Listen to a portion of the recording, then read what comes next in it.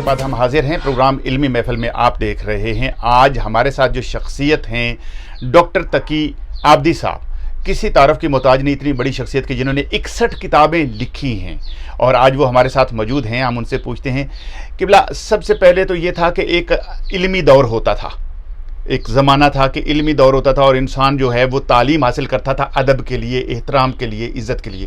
اب دور کے اندر جو تبدیلی آئی ہے کہ انسان تعلیم حاصل کرتا ہے معاشیات کے لیے, پیسے کے لیے, ڈاکٹر بننے کے لیے, تو اس میں جو ادب ہے, وہ جو پرانا ایک ادبی ماحول ہے, اس کو ہم کیسے اکٹھا کر کے لا سکتے ہیں آپ کی نظر میں؟ یہ کیا عمدہ سوال جناب فیاض نقوی صاحب آپ نے کیا ہے. واقع میں پہلے تو داد دیتا ہوں. دیکھیے, مطالعہ 3 قسم کا تھا. ایک کتابی مطالعہ تھا, ریڈرشپ جس کو کہتے ہیں, وہ کم ہو گیا. دوسرا مطالعہ تو اس وقت حاضر ہے, وہ کائنات کا مطالعہ ہے. درخت کو دیکھ کر, بلبل کو دیکھ کر, آپ کے جو پہاڑ کو دیکھ کر انسان سوچتا ہے. لیکن جو اس سے بھی اہم مطالعہ تھا وہ تھا مجلسی مطالعہ. جیسے ہم ایک جگہ بیٹھ جائیں 5-6 لوگ اور ایک دوسرے سے اکتساب علم کرتے رہیں. مجلسی مطالعہ ختم ہو گیا ہے, وہ ماحول سے ربط رکھتا تھا. میری ایک کتاب آ رہی ہے, لاہور کے 3 بڑے گھر, جس میں میں بتانے کی یہ کوشش کر رہا ہوں. یہ آپ کے آغا پطرس بخاری اور یہ ملک مجید وغیرہ جو ہے, ان لوگوں نے یہ نون مین راشد اور فیض جیسے لوگوں کو تربیت دی ہے. یعنی جو آپ کے مجلسی مطالعہ ہے, وہ مجلسی مطالعہ کم ہو گیا. لیکن آپ جانتے ہیں کہ وہ ہم کو حاصل ہوتا ہے. یعنی یہ جو آپ کے خطبے ہوتے ہیں جمعے کے, یا یہ جو مجالس اعزاء ہیں, یا یہ جو میلاد اور اس کے جلسے ہوتے ہیں, یہ مجلسی مطالعہ ہے. آپ جو کچھ بھی سیکھتے ہیں مجالس کے بارے میں, جو بیٹھتے ہیں اس پر, تو وہ فرش ازا جو ہے در حقیقت مجلسی مطالعہ کر رہے ہیں. آپ کو علم کے دریا بہتا ہوا مل رہا ہے. تو جہاں تک کہ آپ کے ہمارا اس چیز کا تعلق ہے ادب, اس کو کھینچ کے لانے کی ضرورت یہی ہے کہ یہ علمی محفل ہے, اس کو سنیں.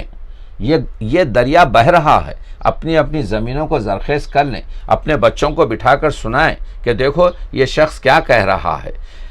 ویسے تو میڈیا میں بہت سے لچر چیزیں ہوتی ہیں, لیکن علمیت کہاں ملتی ہے؟ تو اس کو بتائیں کہ اس طرح سے دیکھا جائے.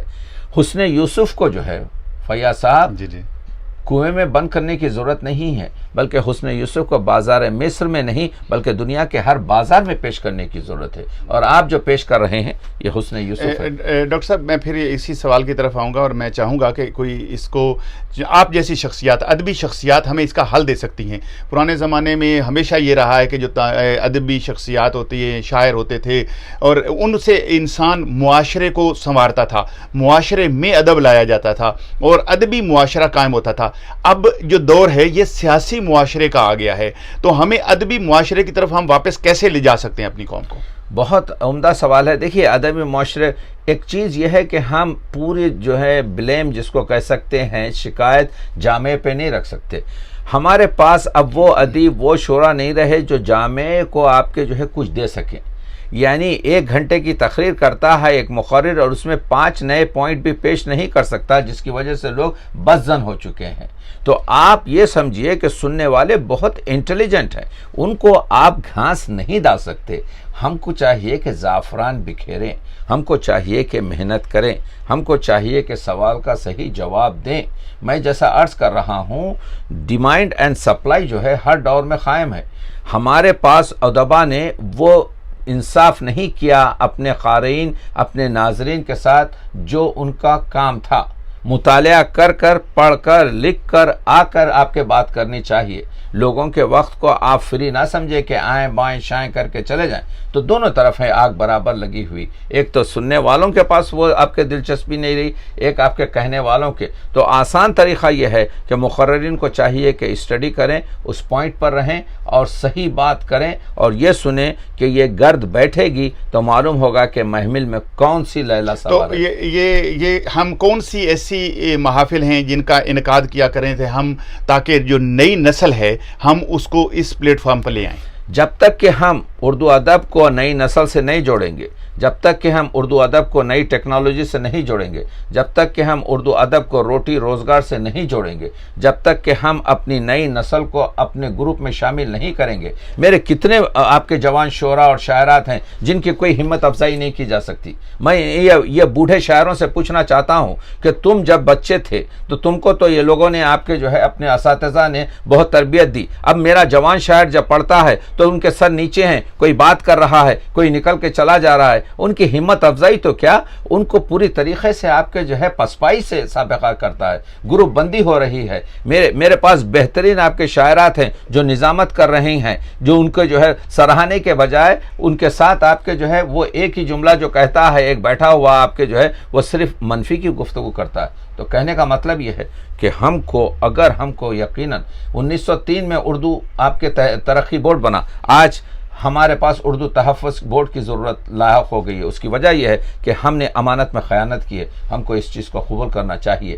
تو میری استدعا یہی ہے کہ ہمارے نوجوانوں کو آپ کے جو ہے شامل کیا جائے، ان کو آپ داد و تحسین کے ساتھ ان کے جو ہے آپ کے بیت بازی کے مقابلوں کے ساتھ ان کی غزل میں آپ کے کوئی بچہ پیدا ہوتے ہی بھاگتا نہیں، بلکہ وہ آپ کے آہستہ آہستہ آپ کے گرتا پڑتا آ جاتا ہے۔ تو شاعروں پہ رحم کریں، شاعروں کے آپ کے جو ہے اس کے خیال کی استدعا کریں۔ میں ان شاعروں کے جو ہے ہاتھوں کو جو ہے بوسے دیتا ہوں جو اس مشکل اوقات میں، اس پرآشوب دور میں شاعری کر رہے ہیں۔ ماشاءاللہ، وہ علم کے لوگ جو علم کی قدر کرتے ہیں۔ لیکن ایک بات میں ناظرین آپ کو بتانا چاہوں گا کہ ڈاکٹر صاحب سے میری پچھلے دنوں بات ہو رہی تھی، تو اس وقت انہوں نے ایک خوبصورت جملہ کہا، میں جو ابھی آپ کے سامنے پیش کرنا چاہوں گا۔ یہ نظریہ ہے، یہ ایک ایسی چیز ہے کہ جو ہماری قوم کو سمیٹ کے اس رستے پہ لا سکتی ہے کہ جس سے ہم استفادہ حاصل کر سکتے ہیں۔ ڈاکٹر صاحب فرما رہے تھے کہ جس کے پاس جو ہنر ہے، کوئی نثر میں لکھ سکتا ہے، کوئی شاعری میں۔ ڈاکٹر صاحب ذرا آپ کے ان الفاظ کو میں دوبارہ سننا چاہتا ہوں عوام کے لیے کہ ہر آدمی اپنی کاوش کے مطابق لکھے۔ دیکھیے، یہ حسن آپ کے فطرت ہے،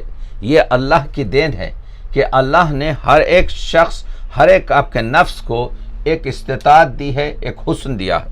کوئی نثر میں وہ کہہ سکتا ہے جو نظم میں نہیں کہہ سکتا، جو کوئی جملہ بندی میں کہہ سکتا ہے وہ آپ کے غزل میں نہیں کہہ سکتا۔ تو یہاں پر ایک آپ کے لیول پر گفتگو نہ کی جائے کہ میں کیونکہ بڑا شاعر ہوں میں شاعری کے سوا اور کچھ سننا نہیں چاہتا، یہ غلط بات ہے۔ مسئلہ یہ ہے کہ اس وقت کوشش یہ کی جائے کہ ہر شخص جو تخلیقی پاور رکھتا ہے، تخلیقی پاور ہر طرح سے ہو سکتا ہے، نثر میں ہو سکتا ہے، نظم میں ہو سکتا ہے۔ اگر آپ پابند نظم نہیں کہہ سکتے، اگر آپ آزاد نظم کہیے۔ اگر آپ غزل کے لیے مسئلہ کرتے ہیں، غزل میں ہمارے پاس بڑے سے بڑے لوگ آپ کے جو ہے وہ جو مرصع غزل پڑھ رہے ہیں، وہ جو غزل میں کسی قسم کا آپ کے نقص آپ نہیں کر رہے ہیں، وہ لوگ دکھا چکے ہیں ہمیں غزل، ہم نے اس پر آپ کے ان کی تعمیر کر چکے ہیں۔ تو اگر کوئی شخص آتا ہے تو بتا لیں کسی کو غزل، لیکن ضرورت نہیں ہے۔ آزاد نظم کہیے، ماہیے کہیے، تروینی کہیے، آپ کے بالکل خیال کو ذہن میں منجمد مت کیجئے، بلکہ اس کو دریا کی طرح سے بہا دیجئے۔ تو آپ دیکھیں گے، میں چاہتا ہوں کہ سلام امام حسین، نوحے امام حسین، وہ مرثیے اور دوسرے آپ کے دنیا کے مسائل سب کچھ آپ کے آزاد نظم میں بھی پیش ہوں۔ جی ڈاکٹر صاحب، میں چھوٹا سا ایک سوال بچوں کے لیے کرنا چاہوں گا، کیونکہ ہمارے ہاں سب سے زیادہ بچوں کی طرف دی جاتی ہے توجہ، کیونکہ کل کو وہ ہمارا مستقبل ہیں۔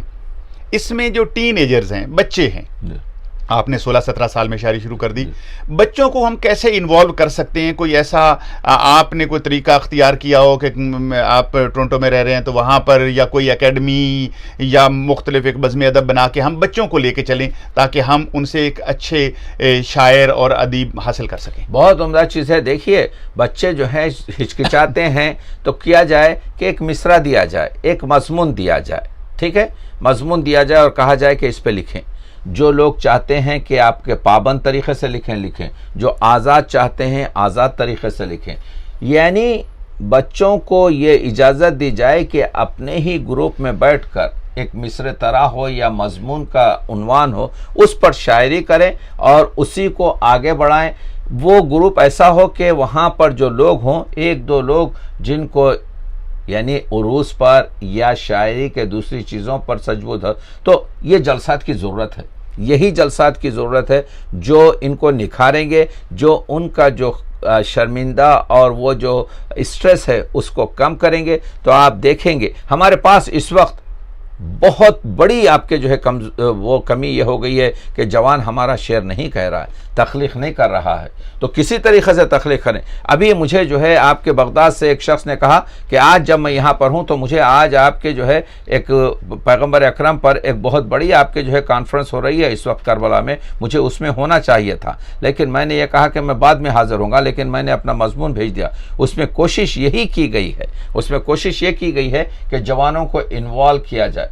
یعنی ڈرامہ، ہمارے پاس اردو ادب میں ایک ڈرامہ ہے صرف کہ تماچا و رخسار یزید، یہ جو ہے حسن نظامی ثانی کا ہے، جو آج سے 80 سال پہلے بر صغیر میں 100 جگہ سے زیادہ آپ کے جو ہے یہ ڈرامے کو اپنایا گیا. اس کے بعد ڈرامہ ہی نہیں لکھا گیا. تو واقع کربلا پہ ڈرامے لکھے جائے، واقع کربلا پر آپ کے جو ہے کیا کہتے ہیں تصحیح، اس سے کیا حاصل ہو سکتا ہے وہ بتایا جائے، نظم لکھی جائے، آزاد نظم لکھی جائے، پابند نظم لکھی جائے، نوحے جو لکھے جائیں تو اس میں بھی آپ کے جو ہے ان بچوں کو کہا جائے کہ نوحے لکھیں، انگریزی میں لکھیں، اردو میں لکھیں. آپ کے اردو ادب اس وقت اس میں بہت ضرورت ہے کہ ہم اس میں رسائی ادب کو شامل کریں. ناظرین، آپ پروگرام دیکھ رہے ہیں علمی محفل اور ڈاکٹر تقی عابدی صاحب ہمارے ساتھ ہیں، اور بات ہو رہی ہے کہ اس وقت جو ہماری قوم ہے پہلے تو ادب کی طرف جایا کرتی تھی، اب وہ اس تعلیم کو حاصل کرتی ہے جن سیڑھیوں پر چڑھ کے ایک اچھی جاب لے سکتے ہیں، لیکن ہم ادبی معاشرہ اسی وقت قائم کر سکتے ہیں کہ جب ہم ادب کی طرف توجہ دیں، علم کی طرف توجہ دیں اور خصوصاً شاعری کی طرف توجہ دیں. تو ایک وقفے کے بعد ہم حاضر ہوتے ہیں اور ان سے مزید سوال کریں گے. ایک وقت